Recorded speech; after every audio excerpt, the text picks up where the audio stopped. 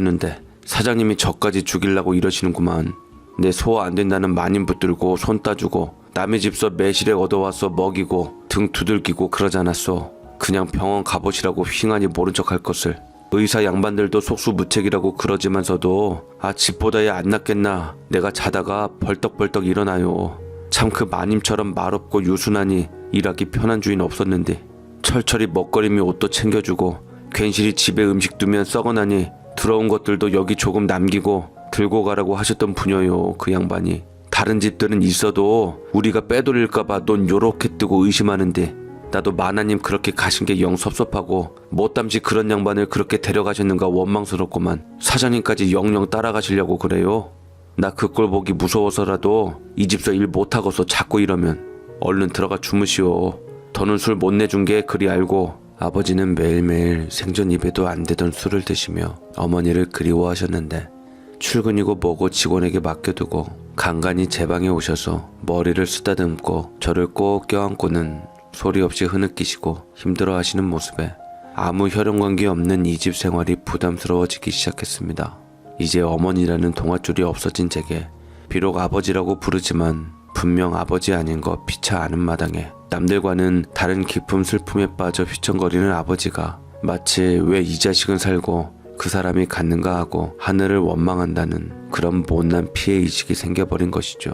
게다가 한동안 잊고 살았던 모습 아들이라는 큰 핸디캡을 딛고 받아준 부자 양반 아버지가 과연 그 모든 것을 가능하게 한 어머니를 잃고 나를 곱게 보실까 하는 생각이 들자 저도 괴로웠습니다.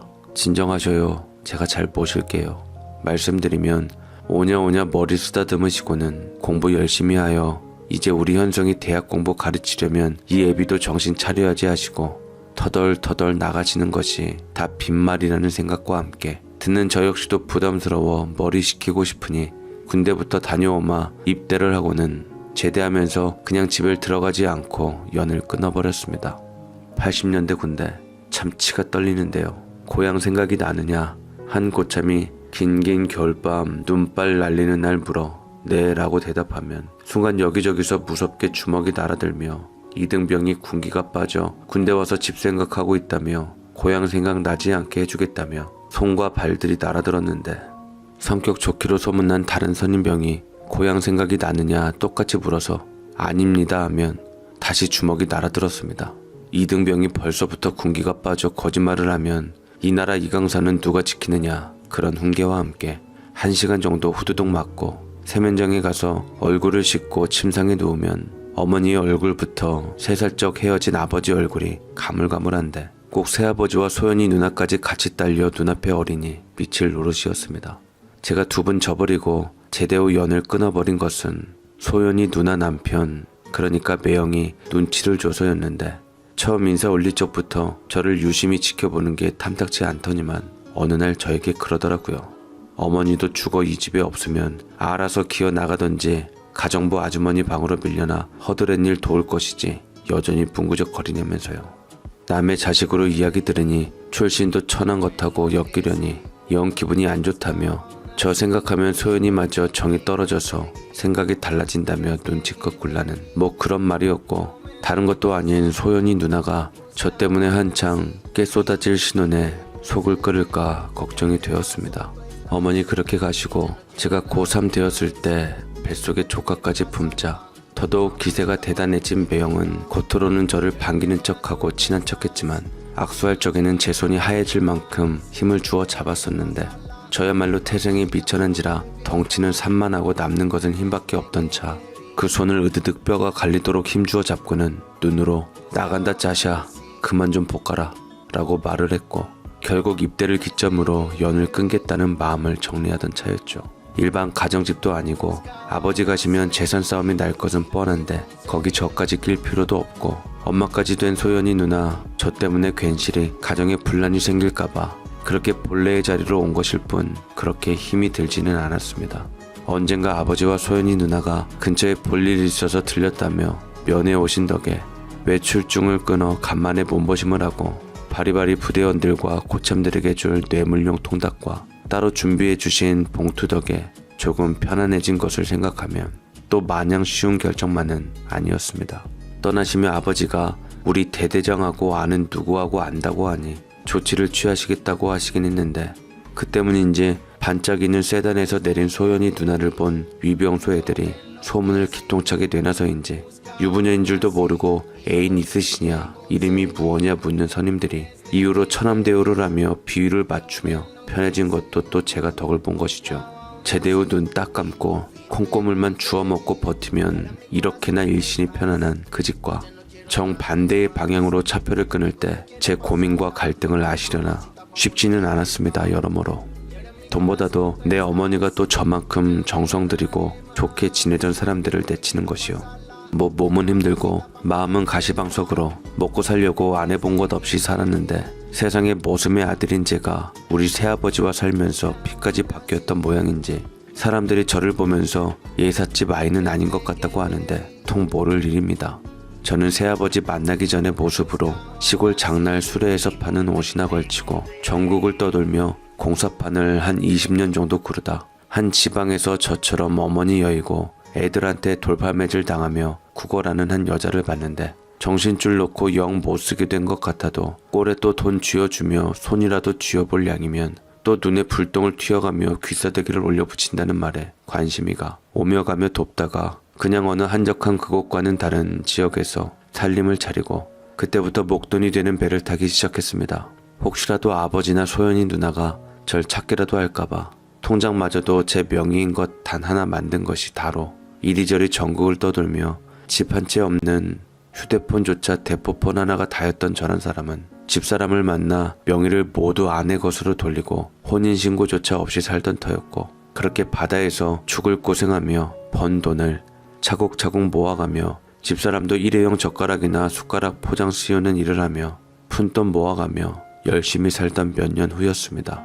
나이 들면 이 일도 못하기에 조금 욕심을 내 러시아 대게잡이를 나섰다가 죽을 고생을 하고 예정보다 일찍 귀국을 했는데 집에 와보니 아내가 빌빌대는 겁니다. 목이 탄다는 아내는 아무래도 체한 것 같다며 오랜만에 들어온 제게 그럴듯한 음식을 차려주지 못해 미안하다며 나가서 먹자는데 드는 생각이 제 돌아가신 어머니와 판박이인 것이 쎄했습니다. 아, 괜찮아요. 이도 참 소화가 안 돼서 그런 거예요. 당신은 그 험한 바다에 나가 그 고생을 하는데 내가 집에서 밥이 편하게 넘어가요 어디? 그냥 빵이나 정 허기지면 면 같은 거 옆집 정순내가 주는 떡 주워 먹고 그래서 그런 거예요. 나도 고생을 많이 했던 사람이라 소화 잘 안 돼요. 어렸을 적에 멋 모르고 막걸리 소화 잘 든 데서 마셨다가 속을 버렸나. 안 그래도 요 며칠 전에 당신이 일찍 접고 들어온다는 연락 받고 걱정을 했더니 금방 티난 거지. 잘했어요. 괜시리 무리하다 큰일 나지. 이제는 밖으로 나돌지 말고 아주 쬐끄만한 코딱지만한 한 가게라도 차려서 그냥 거기서 노닥거리며 삽시다.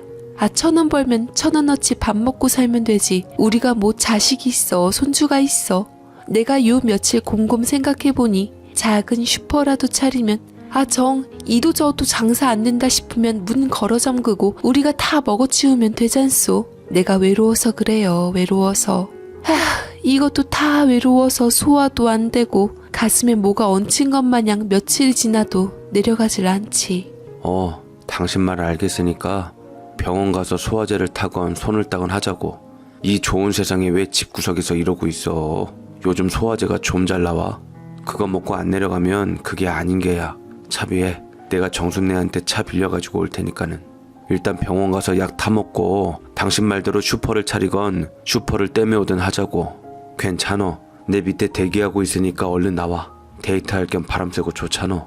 내려가서 정순내가 애지중지 아끼는 중고차를 빌려가지고 아내를 태워서 저는 생전 안 오던 서울 중심부의 큰 병원으로 차를 몰았는데 같은 대한민국에 살며 서울 한 번은 안 올라온 저는 근 35년 만에 서울 땅을 밟던 것으로 이 정도로 서울이 변했으면 당연히 저 살던 집도 변하고 허물렸겠고 아버지나 소연 누이도 저 하나쯤 잊어버렸겠거니 안심이 되면서도 서운함이 들었지만 차라리 다행이다 생각이 들면서 아내를 일단 검사 기기가 많은 종합병원에다 가져다 대고 보여보자라는 생각만이 꽉 차 있었습니다.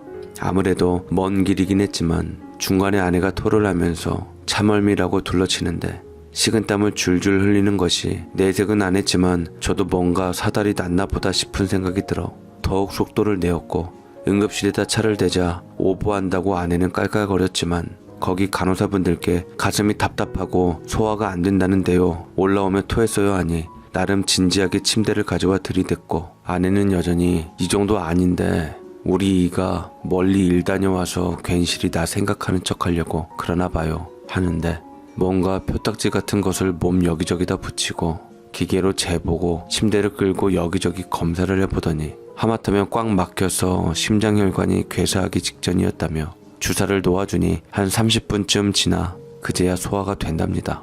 여전히 바다 냄새가 나는 저와 집에서 뒹굴던 차림 그대로에 추리한 우리 부부는 이어서 이것은 임시 방편이니 며칠 후 혈관에 뭘 박는 수술을 해야 한대서 주치의 지정받고 입원하기로 하였습니다. 입원 수속을 밟고 보호자로 신상을 하나하나 적어가는데 제 주민번호도 하도 써먹은 적이 없어 기억이 안 나 꺼내놓고 쓸 정도로 어리버리한 인간으로 그동안 배에서 막노동하느라고 저도 그렇고 아내도 건강이 영 상하게 된 것 같아 정말로 이 일은 그만두어야 하나 보다 마음을 먹었던 차였습니다.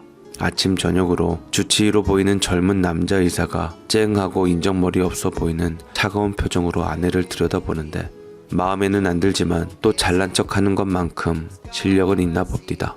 자, 환자분, 요즘 이건 수술도 아니고 시술이라고 해요. 안심하시고 거기에 저는 이 심장 스탠스 신이에요. 그러니까 살 운명이라는 거야. 어디서 오셨어? 그렇게나 멀리서? 남편분이 태우고 왔어요? 근처에도 병원이 있는데 왜 그랬을까요? 아니죠. 제가 아까 말씀드렸는데 살 운명이라고. 여기 심장 스탠스 신이라 불리는 천재 닥터 김수현이 있는 곳으로 남편분이 차를 몰아 오신 거예요. 하마터면 정말 큰일 날 뻔하셨어요. 정말. 그러나 이젠 걱정 없으시죠? 왜? 맞습니다. 저를 만났으니까요. 지금 당장이라도 해드리고 싶지만 보시다시피 제가 인기가 많아서 줄이 길어요. 물론 약물로 잘 조절하고 있으니까 걱정 마시고요. 약간 빈혈기도 있고 탈수 증세도 있으시니까 푹 쉬시면서 수치 최고조로 깔끔하게 하고 하자고요. 무슨 의사가 자격증을 입으로 땄나 뺀지라고 잘난 척해서 재수없는데 아내는 젊디 젊고 잘생긴 남자가 입담도 좋은 데다 실력도 좋대서 안심되어 좋답니다. 하여간 여자들은 모를 것이 우리 어머니처럼 그 어려움 속에서도 꼿꼿하니 지조 있어서 모셨더니만 아파서 병원 침대 신세진 마당에도 몇 시간 운전해 모신 남편은 안중에도 없이 의사 젊고 잘생겼다고 좋아하니 화딱지가 났는데 이내 차트를 보고는 쌩하니 나가면서 원무과에서 찾으시던데요 하고 나갑니다. 그제야 생각이 났는데 이 마누라가 저 나가 있는 동안에 혼자라고 의료보험비를 안 내서 밀려있던 상태로 안 그래도 입원실에서 혼을 냈었는데 얼마 전에 제가 들어왔을 때 정산을 했는데 그게 또 밀려있어서 일단 입원이나 응급 비용은 보험 처리를 받았긴 합니다. 이제 수술을 하려니 영 못 믿어봤는지 저를 부른 것이죠. 밀렸대도 한 30만원 안짝으로 수중에 가지고 있던 돈으로 처리 가능할 정도로 큰 돈은 아니었는데 밤낮으로 붙어있다 보니 제가 고지서도 없어서 못 내고 있었는데 불려가서 이런저런 상의도 하고 일단 수술도 보험료 적용해서 받기는 할 텐데 이 미납금을 내지 않으면 매일매일 연체금이 붙고 독촉장이 날아가고 제밥 딱지 붙고 골치 아파지기 전에 빨리 처리하란 것이었습니다. 그렇게 쭈글해서 원무과를 나오니 그 제비처럼 생긴 젊은 의사가 저를 빤히 바라보고 있었습니다. 저에게 58년 개띠 김현성 보호자님 혹시 서울 정동 시절 배제고 다니시지 않았냐? 군대를 저기 강원도처럼 철책근무서던 3사단 나오고 라며 묻는데 이동선 씨라고 아십니까 하는데 아니요 몰라요. 나는 태어난 이후 생전 처음 서울 올라온 놈으로 시골에서 농사 짓다가 망쳐먹고 이후로 30년을 배 타고 다닌 마도로스요 하고 말았습니다. 뭔가 저 고등학교 다니던 시절 부러운 마음에 그런 애가 있었다 하고 이야기했나 하는 생각도 들고 까마득하게 옛날로 지금 저 살던 곳에 데려놔도 어딘지도 분간 못할 촌뜨기가 다 된 저는 보험료 틀림없이 낼 테니 우리 마누라 수술이나 잘해주세요. 머리를 조아리고 아내한테 쪼르르 올라가서는 의료보험 고지서 어디다 놨냐. 혼자 있으니 병원은 더욱 챙겨 다녀야 할 사람이 이런다며 호통을 쳤습니다. 그렇게 그 재수없는 주치의 볼 시간 되면 왠지 주눅이 들어서 회진들 시간에는 화장실 간다고 하며 슬그머니 자리를 피했는데 바로 내일 모레 수술 날짜 잡혀서 금식하기 전에 노닥노닥 과일 까주며 먹이고 있는데 8인용 병실 그 푹세통에 문이 열리고 한 귀부인이 들어오는데 젊은 척하고 별반 차이가 안 나서 한눈에 알아보겠는 여자를 보고는 제가 얼른 고개를 돌렸지만 여자분도 아주 잠깐인데도 절 알아보았던지 이야기 좀 합시다 떨리는 목소리로 저를 불러서 집사람 놀랄까봐 일어나 따라 나갔습니다. 나가니 그 뺀질의 의사가 놀란 표정으로 서 있더니 이내 꾸벅 인사를 하고 말씀 나누세요 하고 가는데 소연이 누님이 한숨을 폭 쉬시며 조용한 데로 가자 저를 불러내 따라 나섰습니다. 사람들이 워낙 여기저기 많아서 최대한 사람 피한다고 하고 찾은 게 주차장으로 놀라서인지 말을 못하던 누님이 여기쯤이면 됐다 하셨는데 획 몸을 도시더니 다다다다 저를 혼내기 시작했습니다. 너 이 자식 어떻게 그럴 수가 있어. 아버지랑 내가 너 얼마나 찾고 너 때문에 속 끓일지 요만큼도 생각 안 했니? 어떻게 그렇게 속마음 내색도 안 하고 네 맘대로 소식을 끊어. 네가 인간이야? 인간이냐고 말해봐 이 자식아. 아주 작정하고 몸을 숨겼더라 너. 아무리 찾아봐도 네 이름으로 검색되는 게 없고 간신히 어디서 일한 인부 이름에 끼어 있어서 찾아갔더니 다른 지방으로 갔대고 나중에는 아예 일당치기로 일을 해서 그마저도 알 수가 없게 되고 장가갈 무렵 되어서 가정을 꾸렸 나이도 없고 너 찾아서 여기저기 부탁해놔도 남의 일인지 하도 도깨비처럼 출몰을 하니 감이 잡혀야 말이지. 우리만 너를 아들이자 동생으로 생각했구나. 그치? 나는 어머니 그렇게 보내고 어머니 보듯 널 보며 그렇게 감사한 마음으로 의지하고 살랬더니 너는 머릿속으로 가슴속으로 딴 생각하며 그랬어. 눈물을 흘려가며 이 자식 저 자식 하지만 여전히 새침한 어릴 적처럼 소연 누님은 저를 몰아붙이고 닥달한다고 손가락으로 가슴을 콕콕 찌르며 추궁을 하면서도 아플까봐 그런지 살짝살짝 미는 수준으로 찌르며 목소리만 쨍했으니 저야말로 반가움과 갑작스러움에 어린애처럼 앞으로 가지런히 손을 모아잡고는 고개를 숙이고 표정을 숨기고 있었습니다. 네가 미안하긴 뭐가 미안해. 내가 더 미안하지. 너 그렇게 소리 소문 없이 자취 감추고 너 찾아 동동거리는데 네 매형이 자기에게 맡기라고 해서 믿었더니 그 인간이 너 그렇게 눈치 주고 그랬다며. 지 딴에는 생으로 유산 뗄 생각하니 부하가 나고 그랬다고 10년 전에야 나한테 실토하더라. 그 인간 30 초반부터 암이 여기저기 생기고 치료해 놓으면 재발하고 골골거리더니 죽기 전에야 나한테 실토하더라고. 처음에 너 어렸을 적에 꼬리 잡았던 것을 그 인간 선에서 묻어두고 아버지나 나를 돌렸어. 그 벌 받았는지 50도 되기 전에 저 세상 떴다. 그러고는 이제 너를 찾기 쉽겠거니 했더니만 아주 작정하고 꼬리를 잘라버렸는지 어디를 뒤져도 없어서 내가 얼마나 가슴을 치며 미칠 노릇이었는지. 이 자식아, 매형?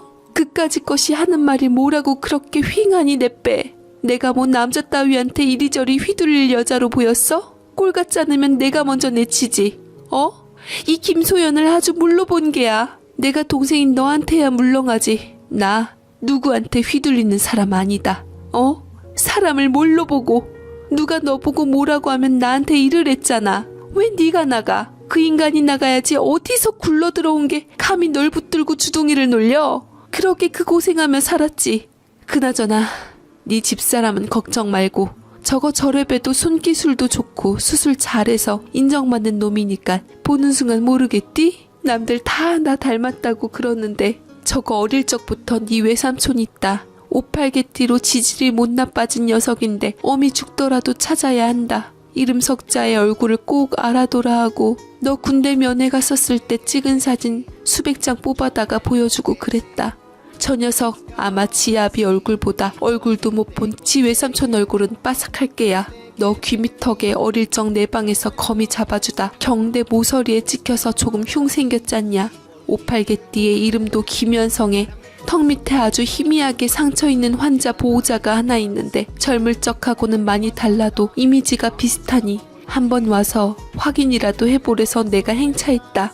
목줄 단단히 채우려고 이 인간아. 저의 미안하다는 말에 소연 누님이 줄줄줄 털어놓으시는 말에 속 시원하고 꼬숩다는 생각보다 기어이 짝 잃고 혼자시구나.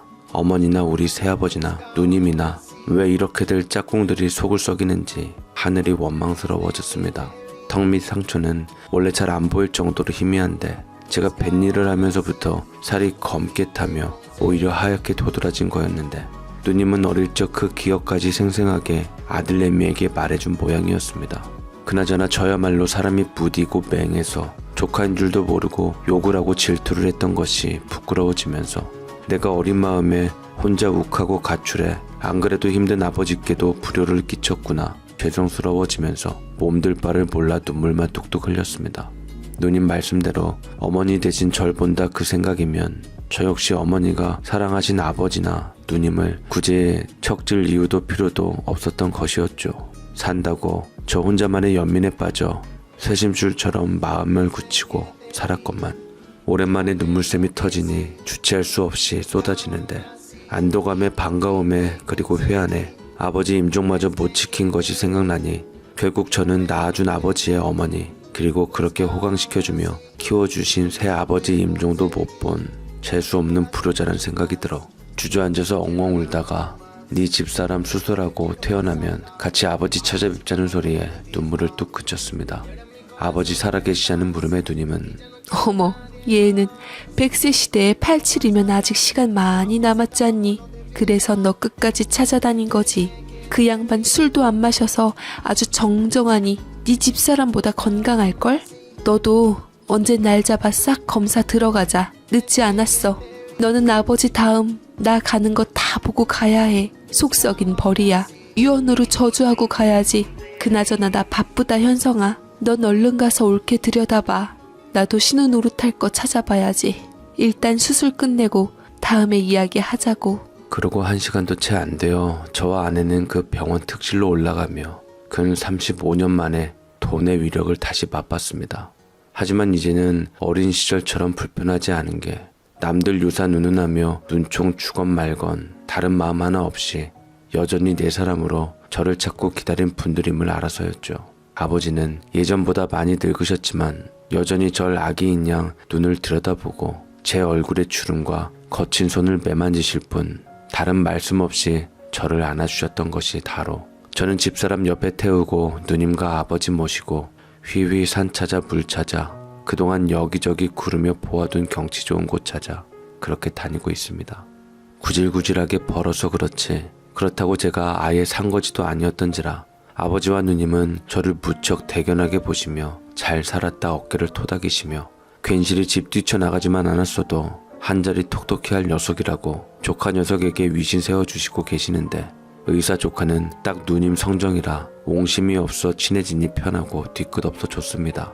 저는 우리 어머니 집안 머슴으로 대대로 품어온 낳아준 아버지처럼 꽁한 마음 없이 우리 어머니 품어준 우리 새아버지와 누님에게 남은 인생 충성하는 게 그동안 속 썩인 거 갚는 길이다 생각하고 있습니다. 단지 피로 섞인 혈육이 전에 혈륜과 다름없을 인연임을 느끼고 있거든요. 저는 머슴기질 낭낭한 58년 개띠답게 몇 년 후 백수가 되시는 우리 아버지 잔칫날 색동옷 차려입고 춤추는 것이 현재 소망으로 아버지만은 제가 반드시 임종시킬 생각으로 살고 있습니다.